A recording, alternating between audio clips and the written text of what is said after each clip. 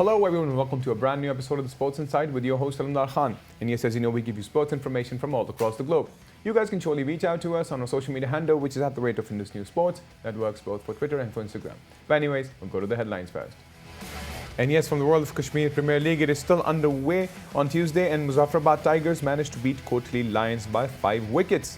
And Overseas Warriors notched their first victory in KPL by beating Bagh Stallions by 5 wickets.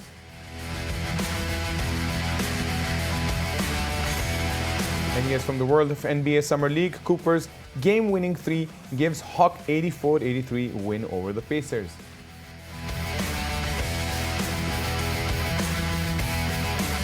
And yes, from the world of Canadian Open, Rafael Nadal has withdrawn from the Canadian Open due to the ongoing foot injury.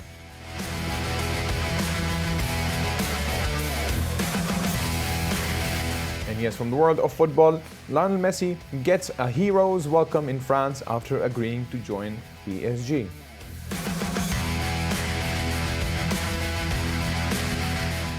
And yes, so those were the headlines. And talking about headlines, we have started off with the Kashmir Premier League. Yeah, Kashmir Premier League is still underway in Muzaffarabad Stadium. And not to forget that it is going to be furthermore interesting for the fact that, you know, there's so much new talent that we see. And we'll be discussing, obviously, Muzaffarabad Tiger beating Kotli Lions by 5 wickets and a further few more matches. But to discuss this in-depth analysis, we have with us our correspondent, Kamran Wasti. Kamran, welcome to the show. Thank you very much. Great. So, Kamran, I'm going to talk about, obviously, your in-depth analysis with the starting of KPL to begin with, and then we would definitely want to talk about the match that in which Tigers actually managed to defeat the Lions by 5 wickets on Tuesday. So, what's your take on the overall development of KPL to begin with? Well, it's a big thing in the sense that there hasn't been much sporting activity in the Kashmir region. Right. They're having it now. And potentially it could give Pakistan a summer venue in the long run. Let's see how it shapes up. But the numbers so far, I mean, the scores and all are pretty normal. I mean, there's nothing extravagant about them like we had in the Australia-Bangladesh series. So which shows that you can score runs there. Right. The matches are batsman dominated, which you would expect in a normal 2020 game. Right. So this is all that can be said for now. Right. And in terms of, obviously, the new talent that we see, when we talk about, obviously, the new talent led by, for instance, we talk about Kamran Akman leading the Kotli Lions. Obviously, the entire team managed to score 195. But what about the new talent that's actually been, you know, out there and finally are given this opportunity to represent not only Kashmir, Pakistan itself, but obviously their sporting and athleticism that they have in them? Well, it's too early to predict big things for them, but the fact that it's happening, the fact that they are getting to play games, the fact that the bowlers are going to get some overs under their belt, although we'll see a lot more runs being scored there than wickets being taken. That has been the trend so far, and it's likely to continue. So all of this is good, but we can't. I mean, it's too early to say how much of an impact it's going to have on Pakistan's bench strength. Right. But yet again, if we look back into how PSL began, obviously we saw it growing slowly and gradually. It started off as a franchise and it was probably the snowball effect that slowly and gradually it became to what it is right now. So do you think in the long run, does KPL, does it have that potential of getting that snowball effect for not only themselves but for the world of cricket? I mean, I don't know about the bigger things, but at least in the immediate scheme of things, it is going to have an impact. Players are going to get, I mean, by the time they go around selecting teams for the PSL or the domestic tournament, the selectors will have a lot many players to choose from. So all these things are going to have this kind of an impact for sure. As far as, the international thing is concerned, we know what the controversy was created by the people like Monty Panesar and all failing to come, being unable to come over here. Right. But I think that at least in the shorter term, it's going to help Pakistan's local selectors. They might have some better choices available. Obviously, I would also want to talk about how overseas Warrior managed to get their first victory by beating the Bucks Stallion. And Shan Masood and Iftikhar Ahmed scored 73 and 54 runs respectively. So how do you see that? Because we surely want our players to be ultimately ready for the big day, for the big tournament. Through these matches, obviously, I think they'll probably gain more momentum for the upcoming World Cup T20. I don't think that this is going to have much of an impact on your 2020 World Cup selection, simply because Shan Masood is not in the fray. Right. Shan Masood is not in the fray. Iftikhar Ahmed scored a 50.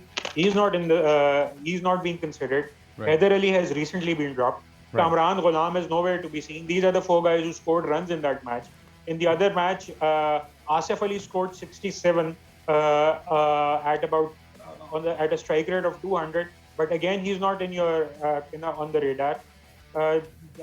And that some newcomer, I think Zishan something Ashraf, scored 100 of 60 balls. He's nowhere on the radar. So I do not think that they are going to be, and in parallel, I mean, by the way Misbah's selection and Mohammad Wasim's selection committees have functioned, they have played about 20-30 players over the past 2-3 years. So, and these guys have not played. So I do not know what we are going to expect when it comes to selecting your squad for the World Cup. Right. And that is also... Whether they be... I said that is a very interesting point. That is a very interesting point in terms of the selection. I think that, because if we look into World Cup T20, it's nearby. It's so close, and I don't know if we're truly in that position to say that, Team Pakistan is ready to perform. But, as you said, in terms of the selection, I still have a lot of question marks in terms of why people like, I understand in terms of Haider Ali dropped, but I always have a question about Kamran Ghulam, that if he managed to score what he did back in Quaid-e-Azam Trophy, why isn't he given the opportunity? Even if he were or he's inducted in the squad, we've never seen him play properly in terms of big teams out there. There are, you could point out many players. Actually, you can afford to drop. A lot of good players will miss out if you have got a good bench strength. Right. Pakistanis don't have that. Unfortunately, they haven't had it for years. So when you see that, and then we see a lot of failed attempts. Players are given runs, they don't deliver, and then they are dropped ultimately. You've got lots and lots of similar stories going around. Considering that, I do not think that Pakistanis, our selection committee may actually not have a proper idea of how good or bad a player he is, Kamran Ghulam or anybody similar to him. So, I think there's a big disconnect between them because there's a lot of knee-jerk over there, and the social media drives our selection committee to a large extent. We all know that. It has been highlighted as well. So I do not think that this is going to make much of a difference. Pakistan's squad is basically going to come out of those 20-30 players they've tried since the World Cup. Pakistanis were at the top of the tree in 2020s before the World Cup. By the end of the 2019 World Cup, the One-Day International World Cup. Right. And since then, they have tried every other player they could lay their hands on, but the team has been destroyed. So I do not think that. What I know is that there are going to be changes, right. But they'll stick to that large pool of 20-30 players they've played over the last 2 years. Right, and let's hope that ultimate development comes in a better way. And your quick take on Bangladesh versus Australia would surely add more value to us. That because Bangladesh won against Australia, even though there were major players from the Australian team missing, but having a 4-1 victory for Bangladesh can definitely allow them to have a bigger chance and bigger momentum and bigger confidence in terms of maybe the underdogs getting ready for the upcoming World Cup T20. Okay, I think I have a lot to say over here. Right. For starters, I don't think that Australians were completely undercooked. It wasn't the best team, right. But it was not a completely weak 11. They could, if an Australian team can field a 2020 attack with comprising Stark, Hazelwood, Zampa, and right. Agar, and still have the luxury to play their best spinner towards the end of the game, Mitchell Swepson, then it's not a weak bowling attack. And Bangladesh, let us not forget that they too were without Tamim Iqbal, Mushfiq, and Liton Das. So Bangladesh, so it was not, a completely weak team. Secondly, Stark, Tai, Zampa, Mitchell Marsh, Henriquez, all these guys, and plus 8 more, about 12 or 13 of their people have actually played in the IPL. So Australians were not a weak team. And the point is that the fact that they were so bad that Australia actually ended up with the lowest ever total aggregate in a 5-match series for any team in the world. This was not highlighted, but they've actually ended up like that. And to be honest, Kamran, you've added the wisdom to us, and I still think, thank you for adding this specific, that it wasn't the weak team. I think Bangladesh is right now where they're supposed to be. But anyways, Kamran, thank you very much for being a part of the show and discussing the world of cricket with us. We'll surely have you more to discuss your in-depth analysis ahead. Thank you. Anyways, that's pretty much it in terms of the world of cricket. What we'll do is we'll take a quick break, and once we get back from the break, there's more coming in from the world of sports. See you guys after the break.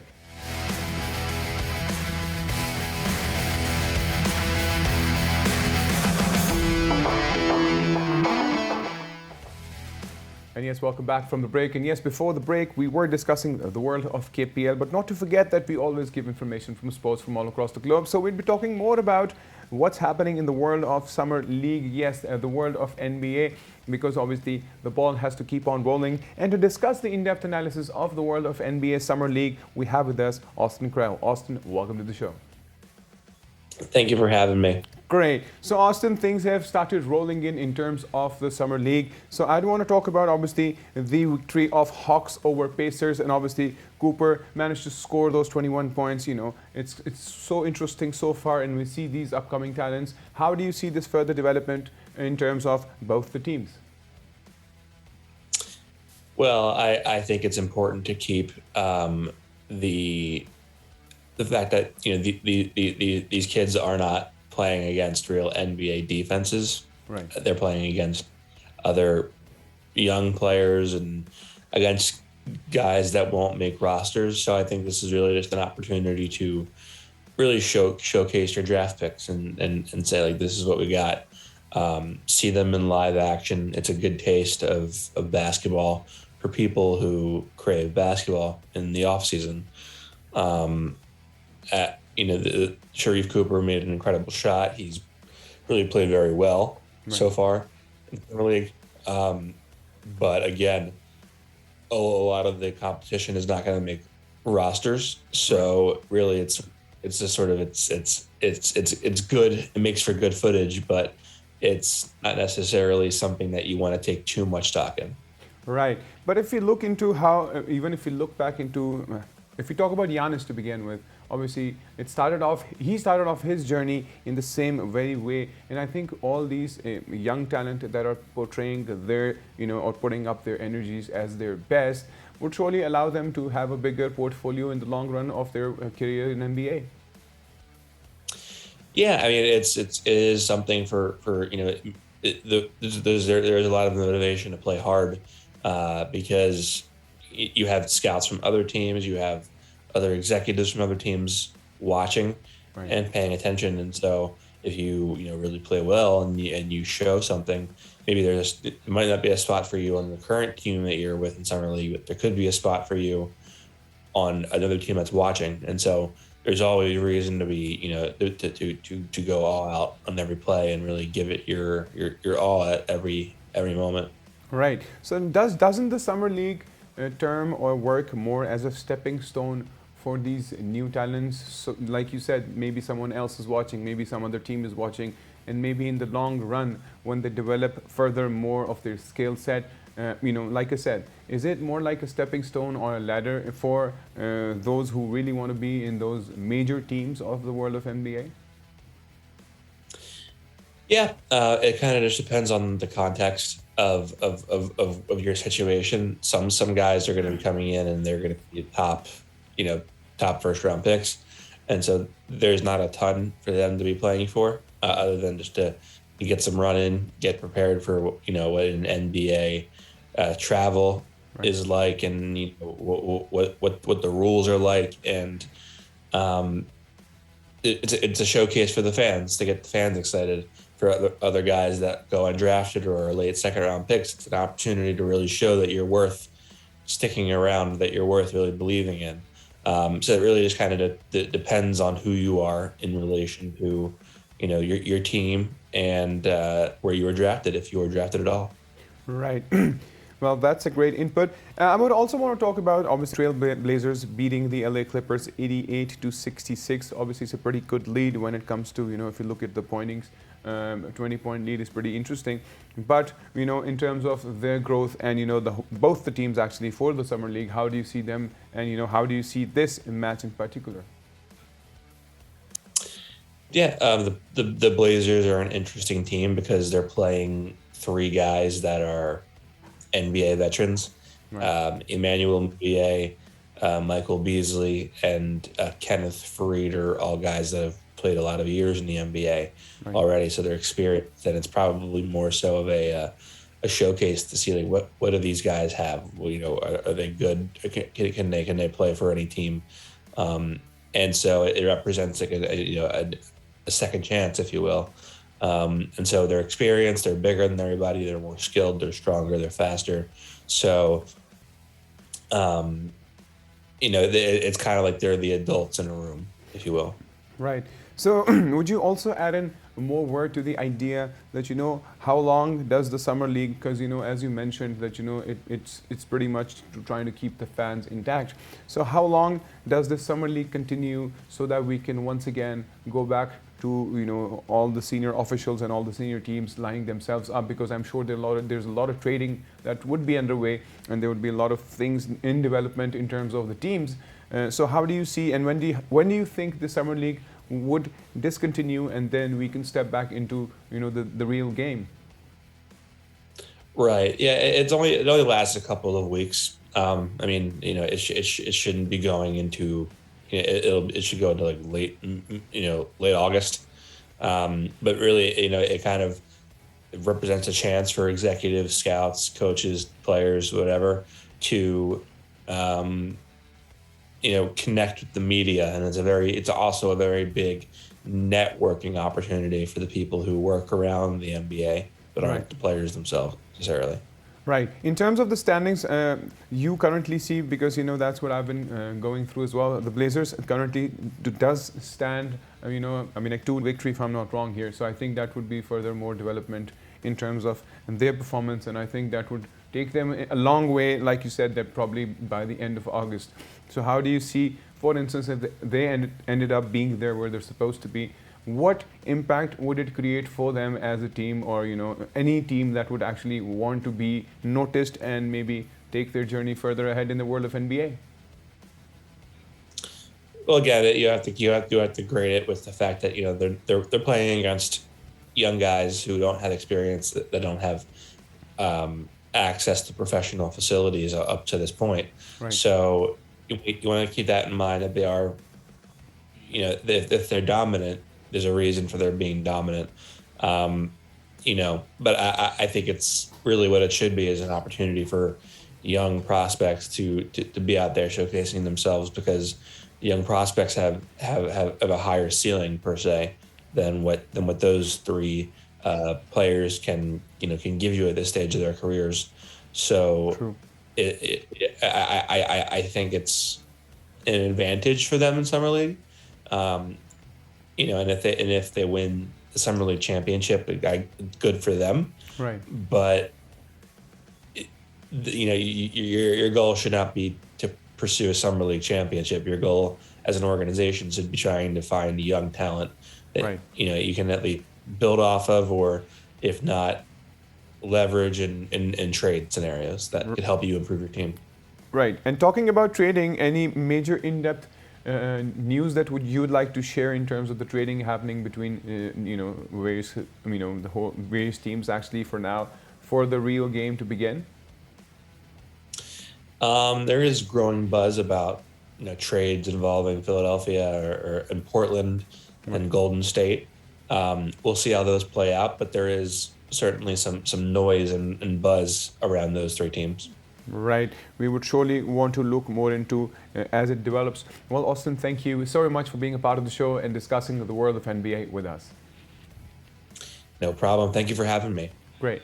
So that was all, and obviously he gave us an in-depth analysis in terms of obviously the summer league. The summer league is basically just to keep it all going, just to keep the fans intact, and definitely, as he mentioned, that in terms of in the long run things may be interesting for those who are playing in these teams. Why? Because the individuals may get noticed. So I think the whole idea of this, until the entire perspective of the real game begins, and yes, trading is still underway, as he mentioned, that there's some upcoming stories in terms of 76ers with the Golden State Warriors. So as soon as they develop, we'll definitely be telling you guys about it. Anyways, this was from the world of NBA. I would quickly jump over to the world of tennis. Yes, we're talking about Rafael Nadal here. Yes, he has withdrawn from the Canadian Open due to the foot injury. He has been going through this injury, and not to forget, he also pulled out of Wimbledon and the Olympic Games. And I think this is surely developing more for him in terms of, I think he needs to rest it out so that he once again gets back and puts up the whole perspective of Rafael Nadal himself. And not to forget, he's known to be the king of clay, and I hope and we pray that all goes well for him in the future. So that was from the world of tennis. I will quickly give a major development as discussed yesterday. I also talked about the world of football. Yes, I am talking about Messi. Messi finally is going to be the part of PSG because of the fact that he was wholeheartedly welcomed in France, and there were a lot of chanting of Messi, Messi from the fans. And I think it is going to be super interesting for Paris Saint-Germain.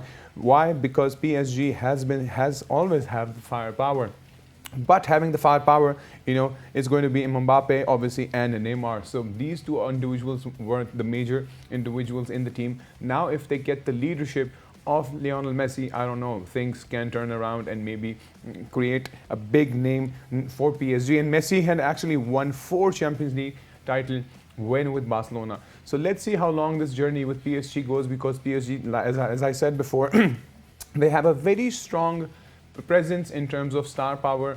But even if we look back into the last perspective of the English Premier League, they could not produce, and the Champions League, they could not produce the things that they should have. But I guess maybe Messi being a part of it could be of help. Anyways, guys, this was pretty much it from the world of sports. You guys can surely reach out on our social media handle, which is @ of Indus New Sports. Till then, take good care of yourselves, and bye-bye.